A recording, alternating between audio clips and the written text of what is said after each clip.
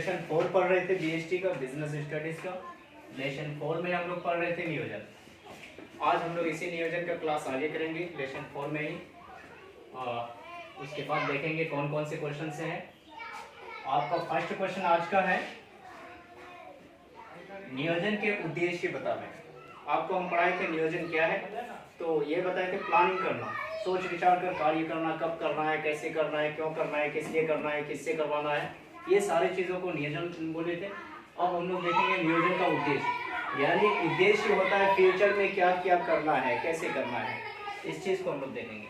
तो अब है क्या, नियोजन जब हम लोग पढ़ेंगे तो इनका उद्देश्य में आप नंबर 1 लिखेंगे, आप इसको पॉइंट बाय पॉइंट लिखेंगे।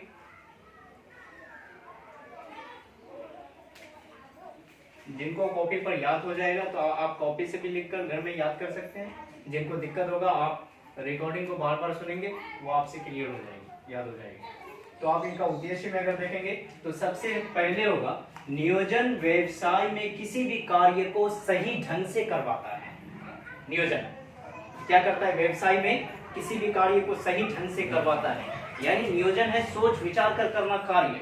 तो अब व्यवसाय में जितने भी कार्य होगा तो सही ढंग से करवाएगा। जैसे नीलेश आज आया मेरे पास व्यवसाय में, तो हम नियोजन बनाए कि नीलेश जैसे आएगा उससे पहले बोलेंगे वो वाटर लाए, फिर बोलेंगे झाड़ू लगवाए, फिर बोलेंगे सारे जितने भी एसेट्स हैं उनको सही ढंग से लगाए। तो मतलब नियोजन प्लानिंग जो है किसी भी व्यवसाय में सही ढंग से कार्य करवाता है। फिर आप उद्देश्य यह भी कर सकते हैं कि नियोजन के द्वारा, एक तो हो गया सही ढंग से कार्य करवाना, सही ढंग से कार्य करवाना हो गया।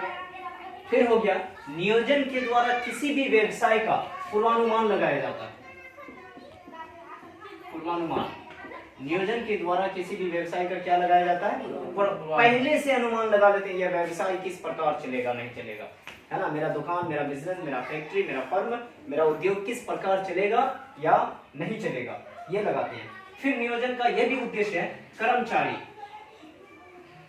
कार्य करने वाले कोई भी व्यक्ति को एग्जैक्टली आप क्या कह सकते हैं, कर्मचारी कह सकते हैं। नियोजन का उद्देश्य यह भी है कि मेरे पास जितना भी कर्मचारी होगा हम उससे वो करवाएंगे, उससे वो करवाएंगे, उससे वो करवाएंगे, मतलब सारे जना जितना भी कर्मचारी होगा सबसे अलग अलग कार्य करवाएंगे।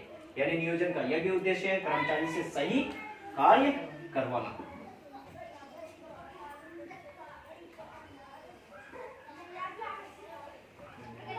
यह भी उद्देश्य आप आगे लिख सकते हैं। नियोजन का उद्देश्य, यानी नियोजन का उद्देश्य यह होता है, सबसे अच्छा और शुद्ध उद्देश्य इनका यह है कि व्यवसाय में अधिक से अधिक लाभ को अर्जित करवाना।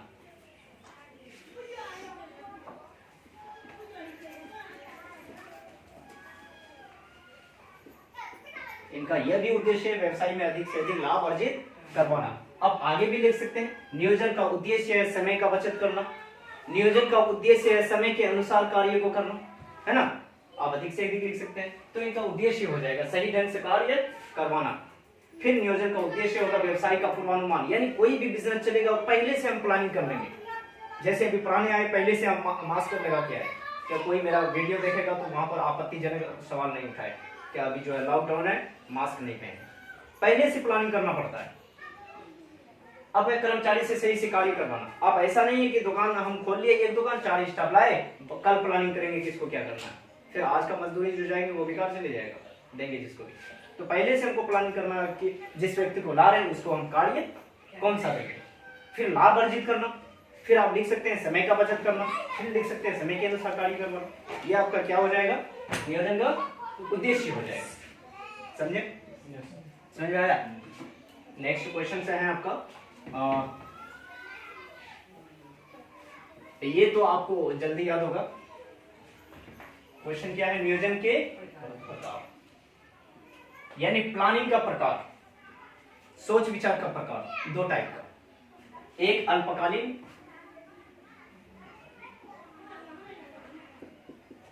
अल्पकालीन का उल्टा बोली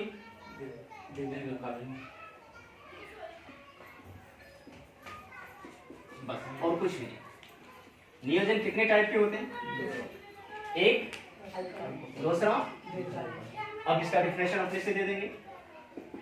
वे नियोजन, वे प्लानिंग जिसे शॉर्ट टर्म के लिए करते हैं, शॉर्ट टाइम के लिए।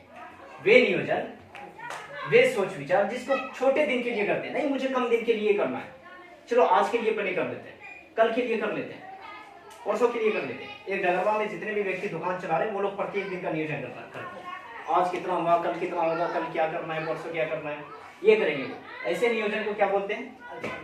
लेकिन वे नियोजन जो लंबे अवधि के लिए किया जाए, मैं बैंक खोल रहा हूं, यह बैंक मेरा 50 साल चलेगा, इस 50 साल में मुझे कैसे कैसे कार्य करना है, वो सारे डायग्राम एक टेबल पर क्या करता है मैनेजमेंट, यानी फैक्ट्री वाला, मैनेजमेंट करने वाला, टोटल वो एक नक्शा बनाता है और नक्शा में करता है आज मेरे पास 10 रुपया है, मुझे 10 साल बाद इस पश्चिम और दक्षिण क्षेत्र में घुसते ही 1 लाख जमा करना है, इस क्षेत्र में घुसेंगे मुझे 1 लाख जमा करना है, दोनों क्षेत्र को प्लस करेंगे मेरे पास 2 लाख होगा, ये 1 साल में।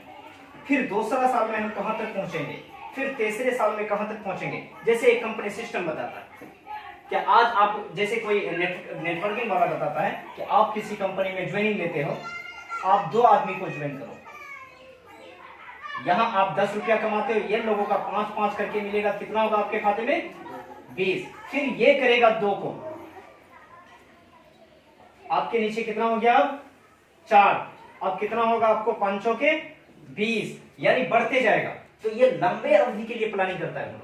1 साल में मुझे 1 लाख कमाना है, 2 लाख होगा, फिर 2 साल में 4 हो जाएगा, फिर ऐसे करके। तो आप शॉर्ट में ऐसे बोल सकते हैं वे नियोजन जिसे कम दिनों के लिए किया जाता है, छोटे स्तर पर कम समय के लिए प्लानिंग करते हैं, सोच विचार करते हैं कब करना है, कैसे करना है, क्यों करना है, कहाँ दुकान लगाना है, कहाँ से उठाना है, वैसे नियोजन को क्या कहते हैं अल्पकालीन। लेकिन वैसा नियोजन जिसको लंबे अवधि के लिए करना है, वैसा नियोजन को क्या बोलते हैं दीर्घकालीन। कौन से स्टाफ रखना है, क्योंकि 60 साल बैंक में स्टाफ को रखा जाता है, कितने साल के लिए 60 साल, तो ये लंबा अवधि हुआ ना, तो ये कौन सा नियोजन होगा दीर्घकालीन होगा। एक किराना दुकान में 60 साल के लिए रखते हैं क्या, तो ये कौन सा नियोजन होगा अल्पकालीन, है ना, समझ आई। नेक्स्ट, अब आप इस क्वेश्चन को देखें, ये भी थोड़ा मिलता जुलता है। उद्देश्य, महत्व या लाभ, यानी आप सोचें कि महत्व लाभ एक ही होता है, तो आप ये सोचें कि नियोजन से क्या प्रॉफिट है। जैसे एक ऐसा बोले कि पशु जब हम लोग पालते हैं, एक गौशाला यानी गाय को पालते हैं, उससे गाय से लाभ हमें क्या है, तो नंबर 1 गाय से दूधों की प्राप्ति होती है मेन, उसके बाद गाय से गोश्त हमें मिल जाता है ना, गाय से हमें वो कंपोस्ट मिल जाता है ना, क्या बोलते हैं उसको, वर्मी कंपोस्ट, वो मिल जाता है हमें। तो ये सब लाभ है उनसे। तो नियोजन से हमें क्या लाभ होगा, समय की बचत करता है। नंबर 1 समय की बचत करता है, चलिए ठीक है मान गए आप, समय की बचत होता है। और क्या होता है नियोजन से, नियोजन से और क्या होता है, व्यवसाय को लाभ होता है ना, ये भी तो है, ठीक है, व्यवसाय को लाभ होता है। और चलिए बोलिए क्या होता है,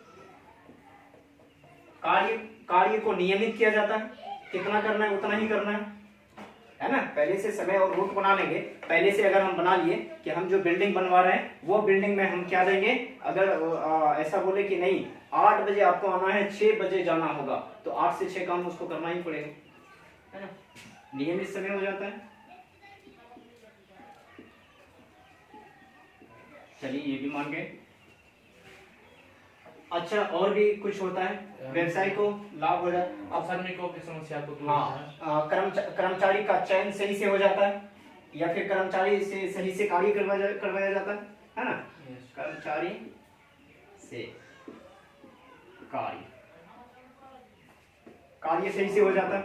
नंबर 5 लिख सकते हैं, नियोजन का लाभ यह है क्या, नियमित रूप में जितना आवश्यकता चाहिए पूंजी का उपलब्ध होता है ना। अच्छा ये हो गया। और फिर नियोजन के माध्यम से व्यक्ति वस्तु को सही से वस्तु को निर्मित करता है, वस्तु का चयन नहीं करता है, ये सब लाभ है। यानी पहले से आप प्लानिंग कर लेंगे तो आप जैसे एक बात बोले, आपको खाना खाना है, खाना खाने के लिए आप पहले से प्लान कर लें तो आपको बहुत फायदा होगा। जैसे पहले से प्लान करने से पहले क्या होगा, पहले मुझे क्या धोना है, हाथ धोना है, उसके बाद हाथ मुंह धोने के बाद प्लेट धोना है, प्लेट धोने के बाद उसमें खाना डालना है, और जो चावल डालेंगे उसका क्वांटिटी सीमित मात्रा में होना चाहिए, वो डालेंगे आप, फिर उनको खाएंगे डिसिप्लिन में, कहीं गिरने नहीं देना है ना, मक्खी आदि का ध्यान रखना है। तो ये पहले से सोचना वो प्लानिंग है, और किसी बिजनेस के लिए, फैक्ट्रीज के लिए आप पहले से सोचेंगे तो समय की बचत होगी, अच्छे अच्छे कर्मचारी को आप लाएंगे, ये लाभ है। फिर व्यवसाय में प्रॉफिट ज्यादा होगा, ये भी लाभ है। समय नियमित होगा, कर्मचारी से अच्छे से कार्य करवाएंगे, सही जगह का, क्षेत्र का चयन होगा, है ना। आप पूंजी आपको आसानी से अवेलेबल हो जाएगा, कच्चे मालों की प्राप्ति हो जाएगी, सही सही वस्तु बनने लगेगा दुकान में, आप बाजार आदि में सही से सप्लाई करने लगेंगे, आपको वाहन वगैरह मिल जाएगा, यातायात सही से हो जाएगी। ये सब फायदे हैं। लाभ मतलब फायदा, प्रॉफिट, है ना। मिटा दें इसको। आज का क्वेश्चन बेहद आसान, आप इसे अपने से रिपीट सकते हैं। चलिए अगला क्वेश्चन देखें। बजट, बजट पढ़ते हैं।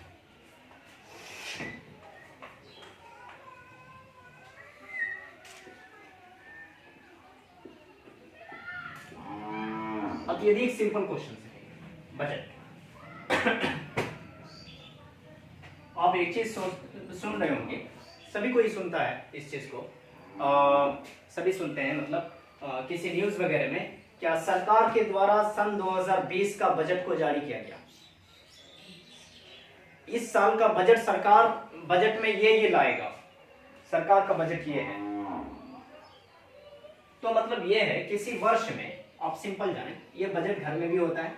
अच्छा कभी ऐसा होता है सबके घर में, वर्ष में किसी किसी का गार्जियन ऐसा बोलता है, इस साल मुझे 5,000 का हानि लगा, इस साल मुझे प्रॉफिट हो, इस साल मैंने 5 लाख खर्च करा था मक्का पर, और 5 लाख में मुझे 10 लाख प्राप्त हुआ, जिसमें 5 लाख का प्रॉफिट हुआ।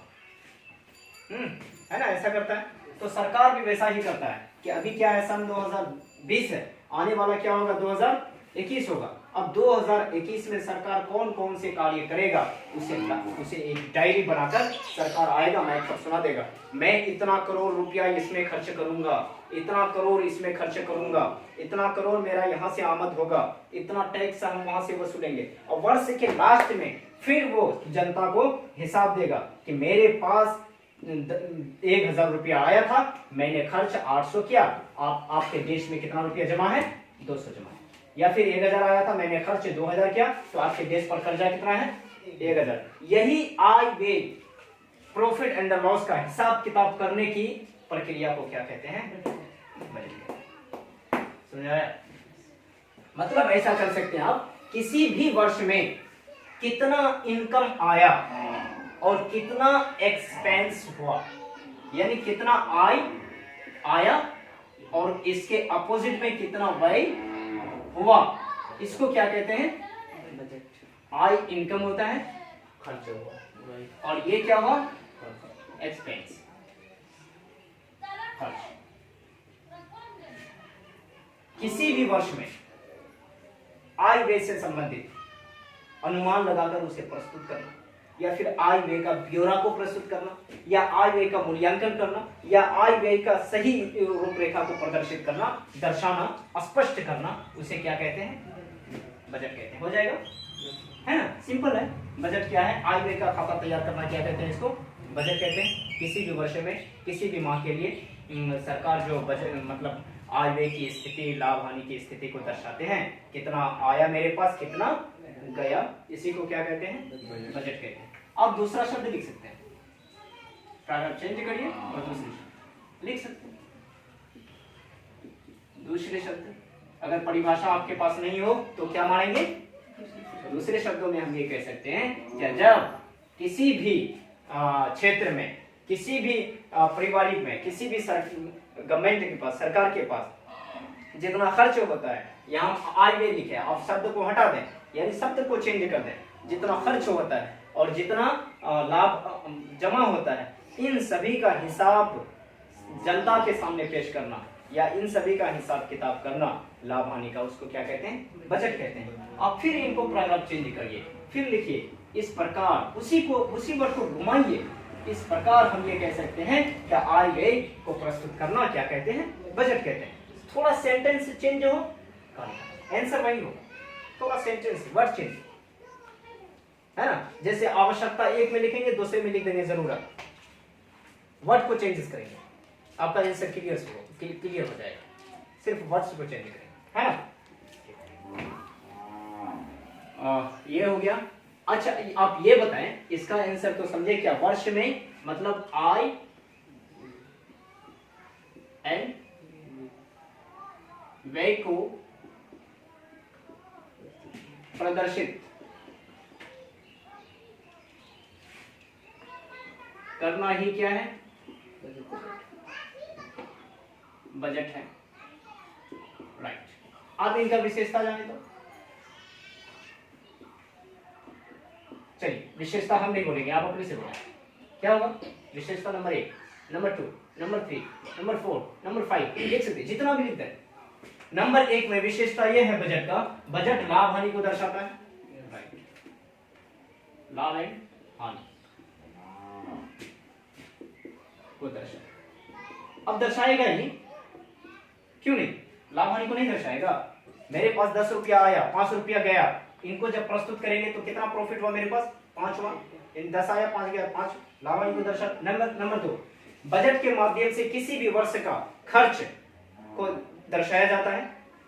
नंबर 3, बजट के माध्यम से इनकम को दर्शाया जाता है। नंबर 4, बजट के माध्यम से किसी भी देश का स्थिति को पहले से पूर्वानुमान लगाया जाता है, मतलब मेरे पास कितना खर्च होगा, है ना। नंबर 4, बजट के माध्यम से हिसाब किताब शुद्ध होता है।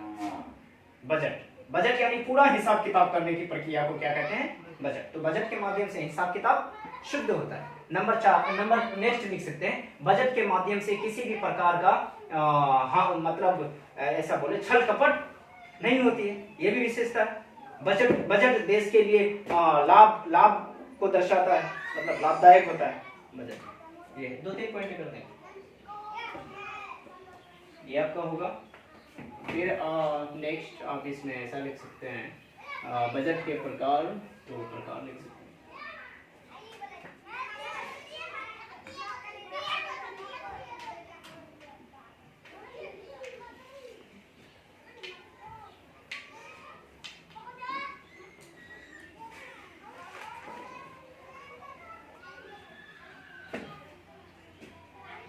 एक है समय के आधार पर, बजट का प्रकार अलग अलग है।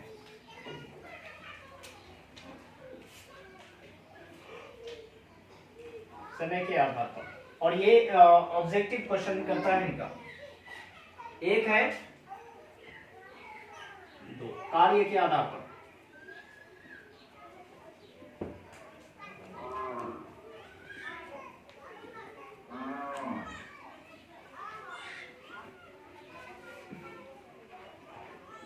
फिर है लोच के आधार पर।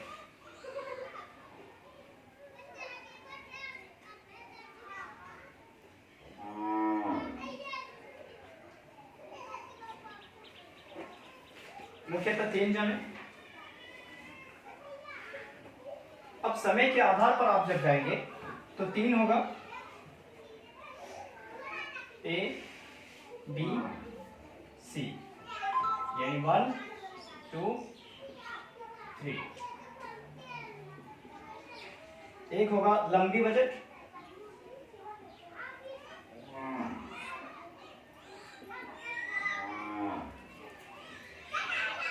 एक होगा छोटी बजट, एक होगा चालू बजट। आप कार्य के आधार पर जाएंगे तो इसमें होगा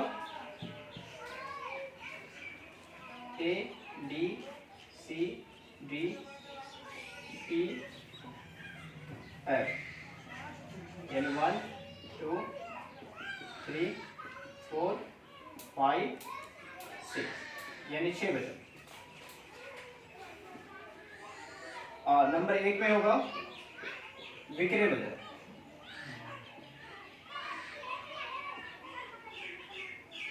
नंबर 2 होगा उत्पादन बजट,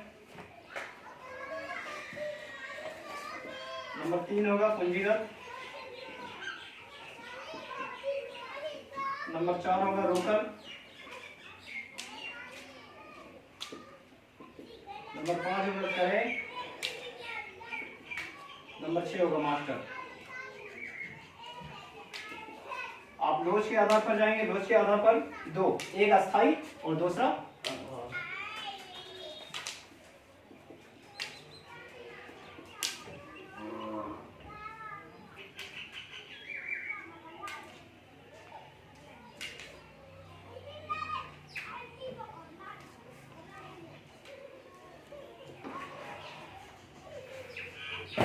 अब इनको थोड़ा सा समझें। बजट का प्रकार, नंबर 1 समय के आधार पर, नंबर 2 कार्य के आधार पर। क्वेश्चन ऐसा कर सकता है, कार्य के आधार पर बजट का प्रकार बतावें, समय के आधार पर बजट का प्रकार बताएं, या फिर लोच के आधार पर बजट का प्रकार बताएं। तो आप इसको आपको क्लासिफिकेशन करना है, कैसे करेंगे? या फिर ऑब्जेक्टिव पूछ ले, ऐसा कि कार्य के आधार पर बजट का प्रकार होता है। नंबर ए में दे देगा 4, नंबर बी में दे देगा 6, नंबर सी में दे देगा 3, नंबर डी में दे देगा कोई नहीं।